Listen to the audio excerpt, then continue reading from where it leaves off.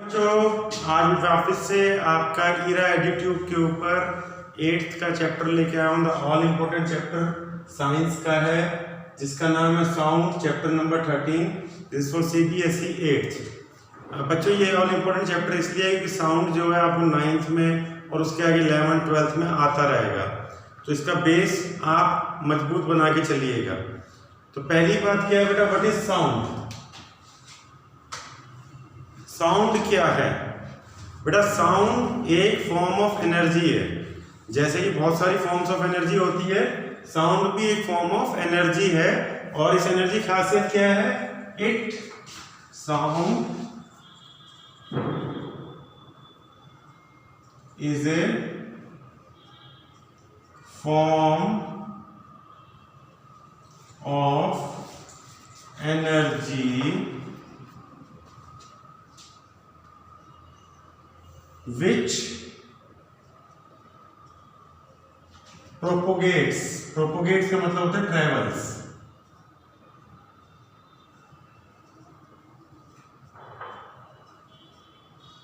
travels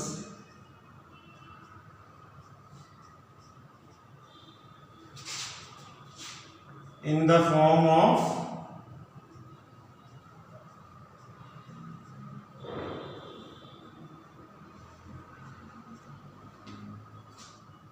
waves।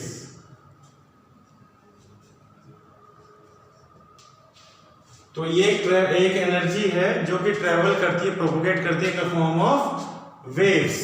तो wave क्या होता है बच्चों? वेव आपने देखा होगा, अगर आप पानी के अंदर ऐसे पत्थर मारेंगे तो उसमें रिपल्स बनते हैं। रिपल्स बनते हैं मतलब क्या? वो वेव्स बनते हैं। तो वेव्स कितने तरह की होती हैं बेटा? वेव्स जो है वो दो तरीके की होती हैं, इलेक्ट्रोमैग्नेटिक वेव्स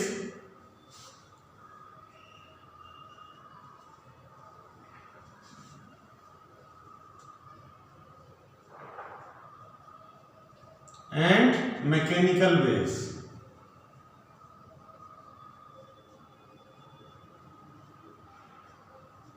और वेव्स बनती क्यों है? वेव्स बनती है due to disturbance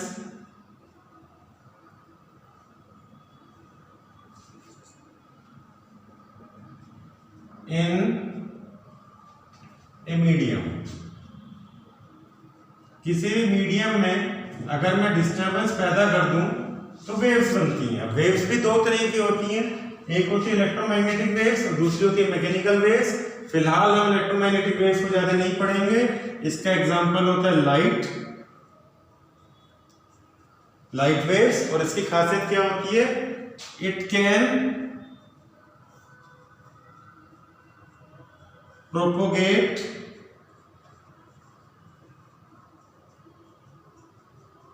in vacuum.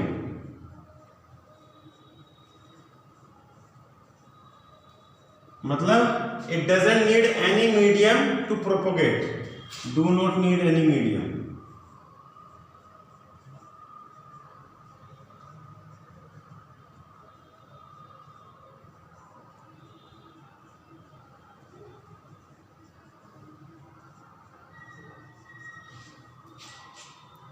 तो यानी कि ये वैक्यूम के अंदर में आराम से ट्रेवल कर लेती है, इन्हें किसी मीडियम की जरूरत नहीं है जिसके ऊपर सवार होकर ये आएंगी आप तक।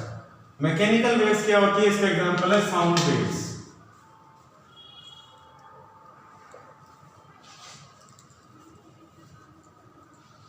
साउंड वेव्स का मतलब क्या है कि इनको एक मटेरियल मीडियम चाहिए होता है टू प्रोपोगेट। needs material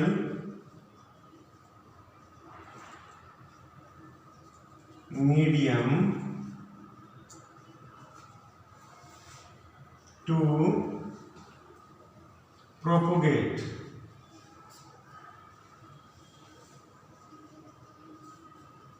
इसका मतलब क्या बच्चों? अगर मैं स्पेस में होता, हम और आप दोनों स्पेस में होते और मैं आपसे बात करने की कोशिश करता तो कुछ ऐसे होती। आप कहोगे सर आपकी तो आवाज ही नहीं आ रही, बिल्कुल बच्चों, मैं बोल जरूर रहा हूं पर मेरी आवाज आप तक नहीं पहुंचेगी। क्यों नहीं पहुंचेगी? क्योंकि मेरी मुंह से जो आवाज निकल रही है और जो आपके कान तक पहुंच रही है, उसको प्रोपोगेट होने के लिए एक मटेरियल मीडियम चाहिए होता है, जैसे कि एयर। क्योंकि वैक्यूम के अंदर कोई एयर या स्पेस के अंदर कोई एयर नहीं होती, इसलिए साउंड एक जगह से दूसरी जगह प्रोपोगेट नहीं होती। सो अब अगर मैं कहूं कि साउंड को प्रोड्यूस कौन करता है, तो sound is always produced, sound is produced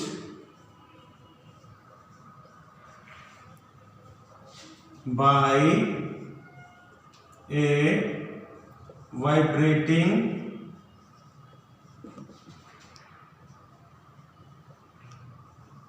body. Vibrating body sound produce करती है, मतलब अब जैसे मैं इस पर थपकी दे रहा हूं तो आपको आवाज आ रही है। क्यों? क्योंकि यहाँ पे वाइब्रेशन हो रहा है। जब आप ताली बजाते हो अगेन आपको आवाज आती है, क्योंकि वाइब्रेशन हो रहा है। ऐसे सारे के सारे जो म्यूजिकल इंस्ट्रूमेंट होते हैं वो इसी के ऊपर काम करते हैं कि sound is produce by A vibrating body. इसका एक एग्जांपल मैं आपको देता हूं, आप घर पे करके देखना। आपके पास स्केल होता ही है, या तो स्टील का स्केल हो या प्लास्टिक का स्केल हो, उसको एक टेबल के बिल्कुल कोने पे रखना और उसके ऊपर ऐसे हाथ से जोर से मारना, तो आप देखोगे कि स्केल ऐसे वाइब्रेट करना शुरू कर देगा। और जब वो वाइब्रेट कर रहा होगा तो साउंड भी प्रोड्यूस कर रहा होगा। So sound is always produce by A vibrating body. और इसका एक एग्जांपल है बच्चों, आप एक रबड़ बैंड लो, रबड़ बैंड को एक साइड से बांध दो और उसको स्ट्रेच कर दो, उसके बाद आप उसमें टिंगलिंग कर दो ऐसे। तो टिंगलिंग होने से क्या होगा, पार्टिकल्स ऐसे ऊपर नीचे होंगे, किसके? रबड़ बैंड के। तो ये वाइब्रेशन पैदा करेंगे और वो वाइब्रेशन पैदा होने की वजह से क्या होगा, आप उसमें वाइब्रेशन देख तो पाएंगे ही पाएंगे, साथ में वाइब्रेशन को सुन भी पाएंगे, because that vibrating body will be creating waves, creating sound, and that sound is a energy which is in the form of waves. waves के फॉर्म में होती है, कैसे मालूम पड़ता है? इसका भी एक एक्सपेरिमेंट है छोटा सा। एक ये भी आप घर में कर सकते हैं। एक आप कटोरा या एक डोंगा लीजिए जिसके अंदर पानी भर दीजिए पूरा ऊपर तक, और उसके साइड में ऐसे आप किसी चीज से टन टन टन टन टन टन टन मारिए, तो आप देखेंगे जो पानी है, पानी के अंदर आपको वेव्स दिखाई देंगी। सो वेव जो प्रोपोगेट हो रही है वो पानी के अंदर हो रही है। तो इसका क्या मतलब है कि वेव जो प्रोपोगेट होती है उसको एक मटेरियल मीडियम चाहिए, और ये मटेरियल मीडियम कुछ भी हो सकता है। It can be air, liquid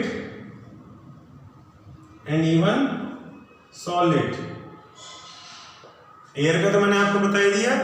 अगर आपको सॉलिड का चेक करना है, आप एक काम कीजिए कि टेबल के ऊपर अपना कान रख के लेट जाइए और अपने किसी फ्रेंड को कहिए कि टेबल के दूसरे कॉर्नर पे वो उसको ऐसे नॉक करेगा। जब वो नॉक करेगा तो आपको उसकी वाइब्रेशंस और उसकी साउंड आपके कान में थोड़ी दूरी पे जब आप बैठे होंगे आपको वहां पे वो फील हो रही होगी। तो बेटा ये आप नोट डाउन कर लीजिए।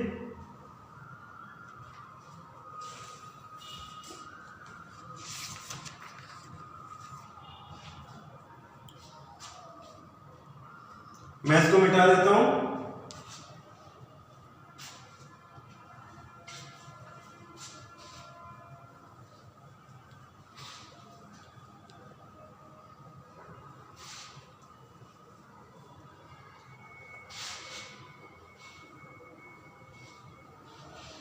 अब आती है कि ह्यूमन बीइंग्स में साउंड कैसे प्रोड्यूस होती है।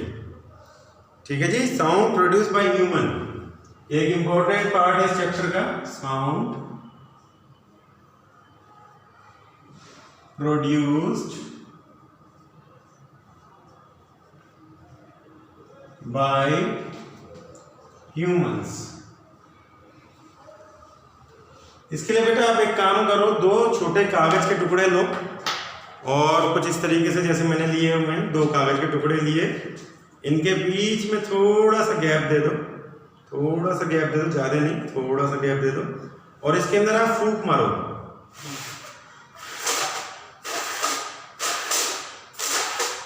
तो देखो आपको आवाज सुनाई दे रही होगी। तो कुछ इस कागज के टुकड़ों की तरह ही हमारी वॉइस बॉक्स भी काम करता है। वॉइस बॉक्स कैसे? अगर आप अपने यहाँ पे हाथ लगा के देखेंगे, जो एक उभरा हुआ पार्ट होता है, तो आप फील करेंगे जब आप बात कर रहे होंगे तो इसके अंदर वाइब्रेशंस आ रहे हैं, इसके अंदर वाइब्रेशन आ रहे हैं। इनको हम बोलते हैं वोकल कॉर्ड। वोकल कॉर्ड आप पढ़ चुके हो पहले भी 7th में। वोकल कॉर्ड की वजह से ही आपकी आवाज निकलती है। तो ये वॉइस बॉक्स जो होता है ये कहाँ होता है? ये विंड पाइप के अपर एंड पे होता है। जो आपका विंड पाइप है, विंड पाइप के अपर एंड पे लैरिंक्स होता है। लैरिंक्स के अंदर ये वॉइस बॉक्स होता है। अब लैरिंक्स कुछ इस तरीके से होता है, कुछ इस शेप में होगा, और ये बार बार ऐसे ऐसे ऐसे ऐसे वाइब्रेशन पैदा करता है। वाइब्रेशन जब ये पैदा करता है तो वही जैसा कि इफेक्ट आपने देखा कि अभी कागज के टुकड़ों में आया, वही सेम इफेक्ट यहाँ पे आता है, क्योंकि बार बार बंद होता है, हवा इसमें से निकलती है और जाती है, तो वाइब्रेशंस पैदा होती हैं। वही वाइब्रेशन जो है एज ए साउंड मेरे जो मुंह से निकल रही है आप पे कानों तक पहुंच रही है, that is because of that vibration which is happening. तो ये एक्टिविटी आप घर पे एक बार कर लेना, जिसमें आप फूंक मार के देखेंगे तो आपको पता चलेगा कि उसको हमेशा क्या चाहिए, वो हमेशा क्या होता है, आवाज निकलती है अगर थोड़ी सी एयर हो और वो गैप हो। तो ऐसे जो मेरा जो वॉइस बॉक्स और लैरिंक्स है उसके अंदर एक सिल्ट होता है, एक पतली सी दरार होती है। वो दरार वही हवा को निकालने और रोकने के काम आती है। तो ये जो है बहुत इंपॉर्टेंट पार्ट है ह्यूमन बीइंग्स में जो होती है, because of larynx and voice box, vocal cord. आपकी आवाज वाइब्रेशन के थ्रू ही निकलती है। तो जैसा कि हमने देखा था कि साउंड को क्या चाहिए, sound is a form of energy which propagate in the form of waves, और उसके लिए क्या चाहिए, there should be some disturbance in the medium, and because of that disturbance the body should vibrate. So vibration होना बहुत जरूरी है। सो ये हो गया साउंड प्रोड्यूस्ड इन ह्यूमन। आगे आता है बेटा कि sound needs a medium to propagate, मतलब कि साउंड को कोई ना कोई मीडियम, जैसा कि मैंने शुरू में ही आपको बताया था कि साउंड एक मैकेनिकल एनर्जी है, मैकेनिकल वेव है, इसको एक मीडियम चाहिए होता है प्रोपोगेट करने के लिए। So sound needs a medium to propagate मतलब travel from one point to another point.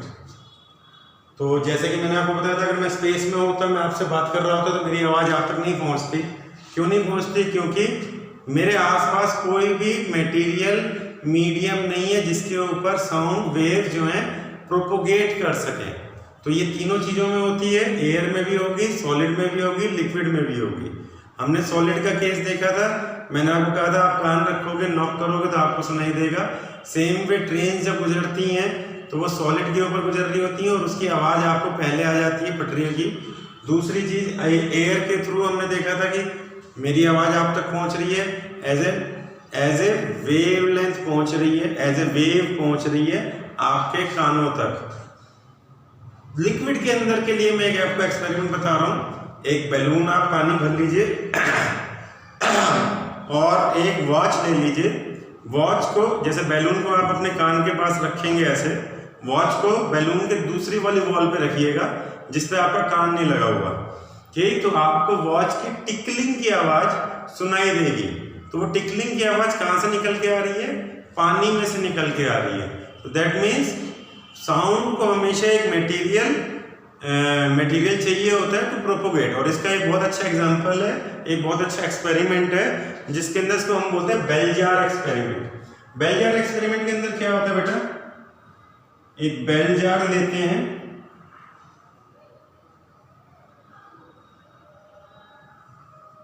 उसके अंदर कोई भी वाइब्रेटिंग बॉडी, चाहे तो आप मोबाइल रख लीजिए, नहीं तो पुराने जमाने में इसमें अलार्म क्लॉक रखी जाती थी, अलार्म क्लॉक रख लीजिए। और जब आप इसका जब अलार्म बजेगा और आप बाहर खड़े होंगे, आप बाहर खड़े होकर इसको सुन रहे होंगे, तो आपको साउंड वेव्स आएंगी। क्यों? क्योंकि बेल जार के अंदर अभी एयर है और आपके और बेल जार के बीच में भी एयर है। तो एयर होने की वजह से क्या है, आपके कानों तक वेव्स पहुंचेंगी, वो प्रोपोगेट करेंगी। पर अगर मैं इसमें थोड़ा सा चेंजेस कर दूं और इस बेल जार के अंदर से मैं सारी हवा निकाल दूं और इसके अंदर सिर्फ वैक्यूम रह जाए, जब इसके अंदर से सारी हवा, सारा मटेरियल मीडियम निकल जाएगा तो इसके अंदर वैक्यूम रह जाएगा। अब वैक्यूम के अंदर जब ये घड़ी वाइब्रेट करेगी, यानी जब ये अलार्म बजेगा, तो आपको कोई भी आवाज सुनाई नहीं देगी, कोई भी आवाज आपको सुनाई नहीं देगी। क्यों नहीं देगी? क्योंकि साउंड के पास कोई मटेरियल मीडियम है ही नहीं जिससे कि वो प्रोपोगेट कर सके। बच्चे, बहुत ही इंपॉर्टेंट एक्सपेरिमेंट है और ये हमेशा स्कूल्स के एग्जाम्स में आता है। इसको आप सही तरीके से समझिएगा और कीजिएगा। तो बच्चों, आज पार्ट 1 में हम सिर्फ इतना ही कवर करेंगे। कल पार्ट 2 के अंदर हम ह्यूमन ईयर और उसके बाद आपका एम्पलीट्यूड, फ्रीक्वेंसी एंड श्रिलनेस और इन सब चीज़ों को कवर करेंगे। बच्चों, अगर आपको वीडियो अच्छा लगे, अगेन आपसे रिक्वेस्ट है, आप हमारा चैनल यानी कि ERAC EduTube को सब्सक्राइब कीजिए, जिससे कि बेल बटन दबाइए, जिससे कि आपके पास नोटिफिकेशन आता रहे और आप इस तरीके के हमारे वीडियोस देखते रहें। कोई भी आपको क्वेश्चन पूछना हो, आप कमेंट बॉक्स में पूछ सकते हैं। Thank you very much.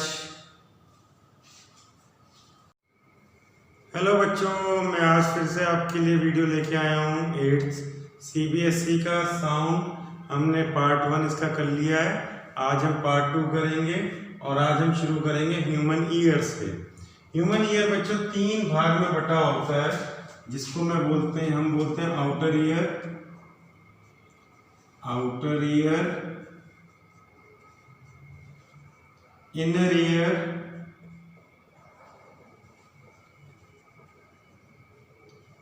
And middle ear.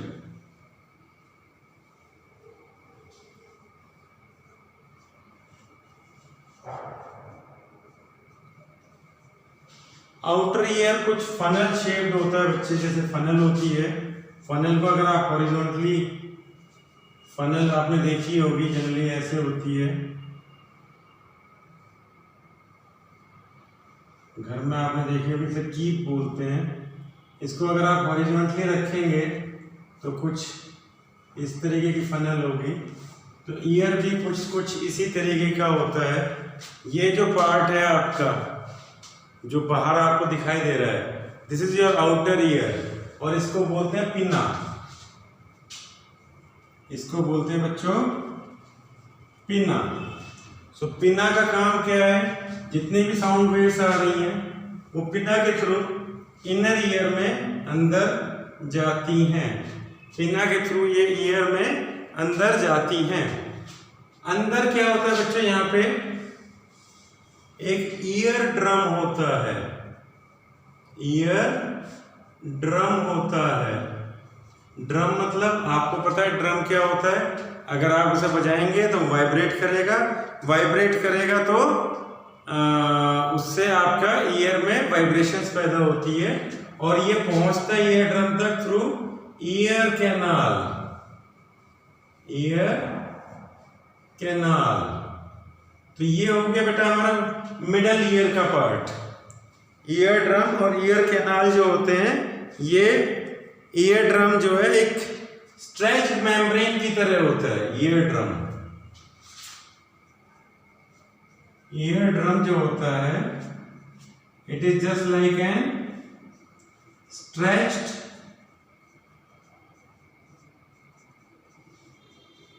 Membrane.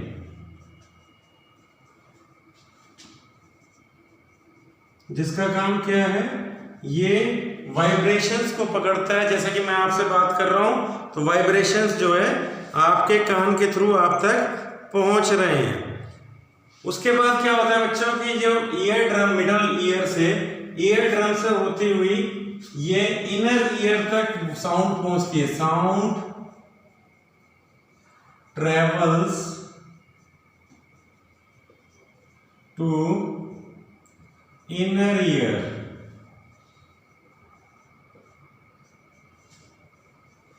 Inner ear के अंदर बेटा 3 सबसे छोटे हमारे बोन्स होते हैं जो कि एक दूसरे से जुड़े हुए होते हैं, जिनका नाम है हैमर,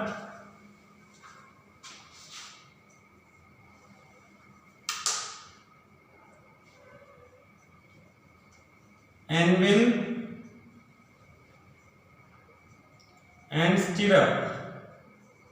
स्टिरअप का मतलब जैसे घोड़े के, आपने देखा होगा घोड़े पे जब चढ़ता है आदमी तो ऐसे उसके पैर रखने के लिए एक पायदान टाइप चीज होती है, उसको हम स्टिरअप बोलते हैं। तो ये जो है ह्यूमन ईयर के अंदर सबसे छोटे बोन्स होते हैं बॉडी के, और इनका नाम है हैमर, एनविल एंड स्टिरअप। और जो इनर पार्ट है ये आगे जाके ऐसे कॉइल्ड होता है और इसको बोलते हैं कोक्लिया।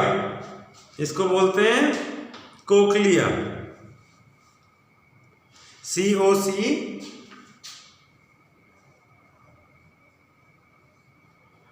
कोक्लिया। ये कोक्लिया क्या होता है बेटा कि cochlea is filled with liquid containing nerve cells sensitive to sound. और क्या होता है बच्चे कि from the inner ear sound waves are sent to the brain via auditory nerves. से कोक्लिया किससे जुड़े होते हैं? ये नर्वस सिस्टम से जुड़े होते हैं, नर्व से। और ये क्या करते हैं, जो भी साउंड आपकी आई है साउंड को पकड़ के ये दिमाग तक उसको पहुंचाते हैं और दिमाग इसका एनालिसिस करके आपको साउंड के बारे में बताता है। The brain interprets these signals and we hear the sound. ठीक है बच्चों, तो ये था हमारे ईयर का पूरा outer ear, middle ear, inner ear. Inner ear के अंदर 3 होते हैं, hammer, anvil, stirrup, which is joined with a coiled system known as cochlea, and the cochlea is filled with liquid and it takes messages from cochlea to the brain through the nerves। तो बच्चों ये था हमारा human ear का। इसके बाद बच्चों आज मैं आपके लिए वापस से लेके आया हूँ बेटा ईयर एडिट्यूड में साउंड 8th का पार्ट नंबर 3। इससे पहले बच्चों मैं पार्ट नंबर 1 और पार्ट नंबर 2 बना चुका हूँ। अगर आपने नहीं देखा है तो पहले आप पार्ट 1 पार्ट 2 देखिए, फिर पार्ट 3 पे आइए। बेटा आज जो है सबसे इम्पोर्टेंट लेक्चर है साउंड चैप्टर का, बिकॉज आज हम 3 बेसिक टर्म समझेंगे जो एसोसिएटेड है विद साउंड, और ये टर्म्स आपकी 9th में फिर से रिपीट होंगी। तो बच्चों इनको जरा ध्यान से पढ़ना। पहली टर्म है एम्पलीट्यूड, दूसरी टर्म है टाइम पीरियड, और तीसरी टर्म है फ्रीक्वेंसी। घबराने की बात नहीं है बच्चों, इसको हम धीरे धीरे करके एक एक करके समझेंगे, बड़ी ही आसानी से समझेंगे। बेटा एक साउंड क्या होती है? साउंड एक वेव होती है। हमने देखा था साउंड एक मैकेनिकल वेव होती है। सो वेव जो प्रोपोगेट करती है वो कुछ इस तरीके से करती है।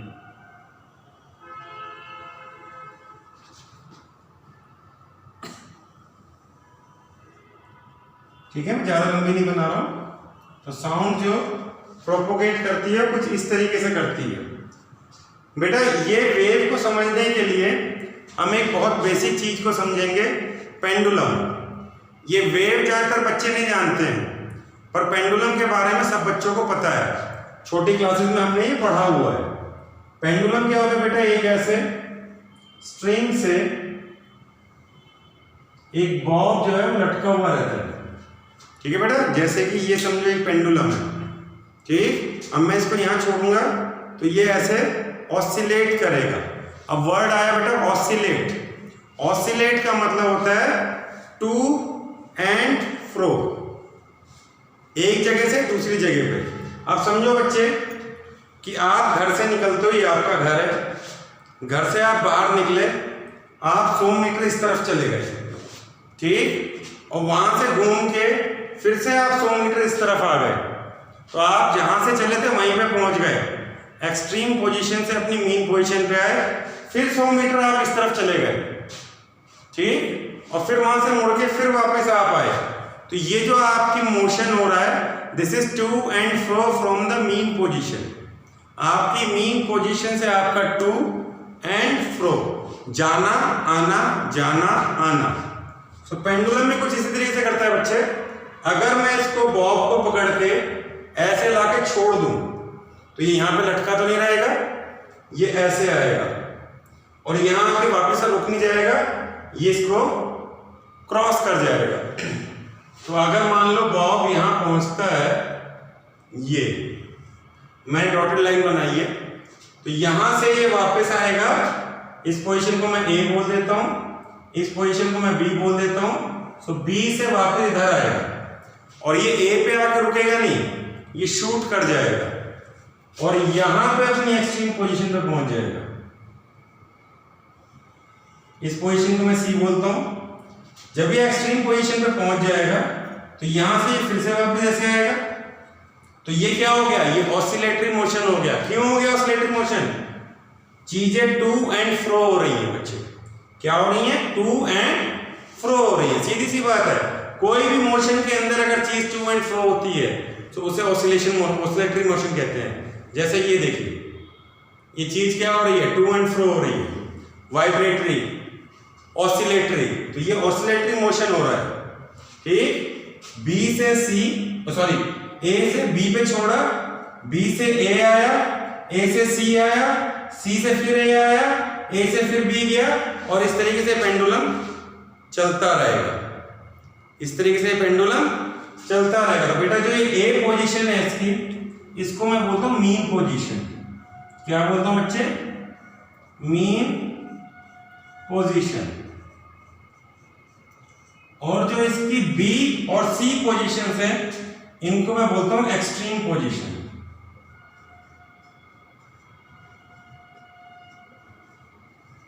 Extreme position. अब यही चीज वेव पे समझिए। वेव कैसे चल रही है? इस तरीके से। या समझिए स्ट्रिंग है, मैंने इसको ऐसे खींच के छोड़ दिया, सो पार्टिकल इस तरीके से ऊपर नीचे हो रहे हैं, जस्ट लाइक पेंडुलम। कोई डिफरेंस नहीं है। अगर आपने पेंडुलम समझ लिया, आप ये भी समझ लेंगे। तो ये हो गई इसकी mean position, just like pendulum. जैसे कि यहां पे ए पोजीशन है, इसको आप बिल्कुल वैसे सेम मान लीजिए मीन पोजीशन। ये अपने एक्सट्रीम पे पहुंच गई, एक्सट्रीम पोजीशन पे पहुंच गई।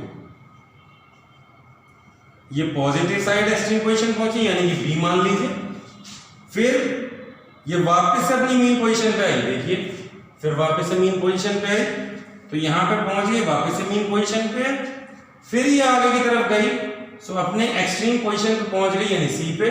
सी is also extreme position, B is also extreme position, so this is also extreme position. तो इस तरीके से वेव आगे की तरफ बढ़ती रहेगी, जैसे पेंडुलम अपना स्विंग करता रहेगा। सेम वही पोजीशन यहां बन रही है। तो बच्चे, व्हाट इज एम्पलीट्यूड? एम्पलीट्यूड की डेफिनेशन आप लिख लीजिए, the maximum displacement between mean position to any of extreme position. यानी कि बच्चे ये बन गया, ये मीन पोजीशन है, ये एक्सट्रीम पोजीशन है, तो ये हो गया आपका एम्पलीट्यूड। और जब मैंने लिखा to any of the extreme position, तो ये भी आपका बन गया एम्पलीट्यूड। सिंपल। अगर आपने पेंडुलम समझ लिया तो आप वेव समझ लोगे। दोनों एक ही सिद्धांत के ऊपर, दोनों एक ही प्रिंसिपल के ऊपर काम करते हैं। ठीक है जी, नेक्स्ट आ जाइए टाइम पीरियड। टाइम पीरियड क्या होता है कि एक वेव को कितना टाइम लगा, एक वेव को कितना टाइम मिला अपना लेंथ पूरा करने के लिए। समझिए जी, ये वेव चली, और यहां तक एक वेव पूरी हो गई। एक वेव जो पूरी हो गई ये उसने कितने टाइम पीरियड में पूरी करी? वो क्या हो सकता है? 2 सेकंड, 3 सेकंड, 1 सेकंड, आधा सेकंड, 0.25 सेकंड, कुछ भी हो सकता है। तो वो कैसे निकालेंगे आप? वही पेंडुलम की तरह आप इसको देखेंगे कि कितने नंबर ऑफ वाइब्रेशंस हो रहे हैं, और स्टॉप वॉच में आप टाइम देखेंगे कितने टाइम में हुए। सो टोटल टाइम कितना लगा उसको, कितने टोटल नंबर ऑफ वाइब्रेशन हुए, डिवाइड कर देंगे तो आपको टाइम पीरियड आ जाएगा। देखिए बड़ी सिंपल से डेफिनेशन है, ये समझ लिया तो ये समझने में कोई दिक्कत नहीं है। Time required by one wave to pass through any given point of medium. अब बच्चों टाइम है तो ऐसा यूनिट इसकी सेकंड होगी, इसमें कोई रॉकेट साइंस नहीं है। तीसरी होती है फ्रीक्वेंसी। फ्रीक्वेंसी एक बहुत अच्छी टर्म है। फ्रीक्वेंसी जैसे आप रेडियो सुनते होंगे 99.3 रेड एफएम, तो ये क्या है? फ्रीक्वेंसी है। सो फ्रीक्वेंसी क्या है उसको समझिए बेटा। अगर मैं आपसे कहूं या आपसे एक सवाल पूछूं कि जी हफ्ते में आप कितने दिन स्कूल जाते हो या जाते थे, तो आप कहोगे सर हफ्ते में संडे को छोड़ के मैं स्कूल जाता हूं, यानी 7 दिन में से 6 दिन आप स्कूल जाते हो। तो आपके स्कूल जाने की फ्रीक्वेंसी कितनी हो गई? 6 आउट ऑफ 7 डेज।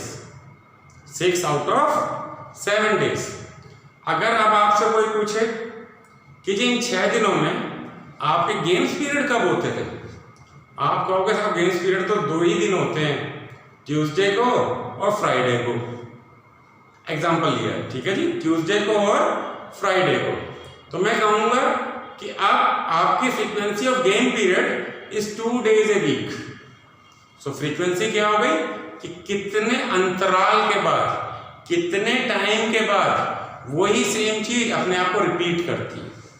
इसको समझने के लिए समझिए कि एक पार्टिकल यहां है, 1 सेकेंड में उसके ऊपर से कितनी वेव्स निकल गई। अगर 3 निकल गई तो हम कहेंगे फ्रीक्वेंसी 3 है, अगर 2 निकल गई तो हम कहेंगे फ्रीक्वेंसी 2 है, अगर 100 निकल गई तो हम कहेंगे फ्रीक्वेंसी 100 है, अगर 1000 निकल गई तो हम कहेंगे फ्रीक्वेंसी 1000। सो फ्रीक्वेंसी क्या है? Number of waves passing in 1 second of any point of medium. Number of waves passing in 1 second. तो यहां पे हमने टाइम को सेट कर लिया कि 1 सेकेंड में कितनी वेव्स निकली। तो फॉर्मूला देखो बड़ा आसान हो गया, टोटल नंबर ऑफ वाइब्रेशंस कितनी निकली अपॉन 1 करना है, क्योंकि टाइम तो हमने 1 सेकेंड लिया है। सो अब अगर मैं 1 सेकेंड से करूंगा तो आंसर आ जाएगा, अगर 3/1 हुआ तो फ्रीक्वेंसी 3 हो जाएगी। यानी कि एक कोई चीज की रिपीट होने की टेंडेंसी क्या है, ठीक है जी, तो उसे कहते हैं फ्रीक्वेंसी। तो बच्चों ये 3 जो हैं बहुत इंपॉर्टेंट टर्म्स हैं 8th के हिसाब से भी और 8th के आगे भी। जब आप 9th में जाएंगे तो इन 3 टर्म्स के अलावा आप कुछ और टर्म्स भी पढ़ेंगे, पर अगेन ये बेसिक टर्म्स हैं, ये आपको आना बहुत जरूरी है। Amplitude, time period, frequency. Pendulum को दिमाग में रख के आप बड़े आराम से उसको कंपेयर कर सकते हैं वेव के साथ। पेंडुलम जैसा बिहेव करता है, वेव भी वैसे बिहेव करता है, because both are oscillating. And what is oscillation? To and fro motion, to and fro motion. तो बच्चों ये था आज का हमारा लेक्चर एम्पलीट्यूड, टाइम पीरियड और फ्रीक्वेंसी के ऊपर। होप आपको समझ में आया होगा। कोई चीज अगर समझ में ना आई है तो कमेंट बॉक्स में लिखिए, और हमारा चैनल सब्सक्राइब कीजिए, शेयर कीजिए, लाइक कीजिए। बच्चों हम वीडियो इसलिए बनाते हैं कि ज़्यादा से ज़्यादा बच्चों को इसका बेनिफिट हो, तो ये आपकी भी जिम्मेवारी बनती है कि आप अपने दोस्तों से इसको शेयर करें। Thank you very much.